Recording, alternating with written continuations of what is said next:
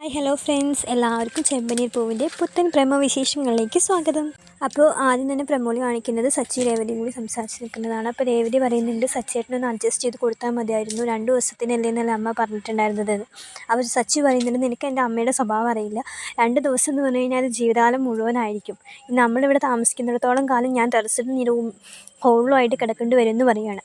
പിന്നെ കാണിക്കുന്നത് ശ്രീകാന്തിൻ്റെ വർഷേനെയാണ്. വർഷയും ശ്രീകാന്തിനെ ടെറസിലേക്ക് കൂട്ടിക്കൊണ്ട് വന്നിരിക്കുകയാണ്. അവൾ അവിടെ ഒരു ടെൻറ്റ് പോലെയൊക്കെ സെറ്റ് ചെയ്തിട്ടുണ്ട്.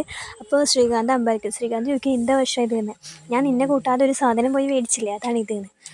ഇതൊക്കെ എന്തിനാണെന്ന് ചോദിക്കുക. അപ്പം നീ എന്തിനാ മേടിച്ച്, നിൻ്റെ ഏട്ടൻ റൂം പൂട്ടി പോയില്ലേ, അപ്പോൾ നമ്മളിവിടെ വന്നു കഴിഞ്ഞാൽ നമുക്ക് കിടക്കാൻ സ്ഥലം ഉണ്ടാവില്ല വിചാരിച്ചിട്ട് ഞാൻ മേടിച്ചതാണ്, എങ്ങനെയുണ്ട്, നിനക്ക് ഇഷ്ടമായില്ലേ, ഇന്ന് നമുക്ക് ഇതിൽ കിടന്നുറങ്ങാമെന്ന് പറയുകയാണ്.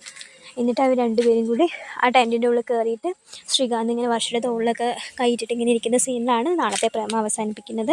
അപ്പോൾ ഇനി വരുന്ന എപ്പിസോഡ്സൊക്കെ നല്ല കിടിലൻ എപ്പിസോഡ്സാണ്. വർഷയുടെ കുറച്ച് കോമഡി സീൻസും വർഷ വരുന്ന സീൻസൊക്കെ നല്ല എൻജോയ് ചെയ്ത് കാണാൻ പറ്റും. വർഷയും സച്ചി തമ്മിലുള്ള കോമഡി സീൻസും അങ്ങോട്ടും ഇങ്ങോട്ടും പറയുന്നതൊക്കെ നല്ല രസമുള്ള എപ്പിസോഡ്സാണ്. അപ്പോൾ വീഡിയോ ഇഷ്ടമായി കഴിഞ്ഞാൽ എല്ലാവരും ഒന്ന് ലൈക്ക് ചെയ്യണം, സബ്സ്ക്രൈബ് ചെയ്യണം. താങ്ക്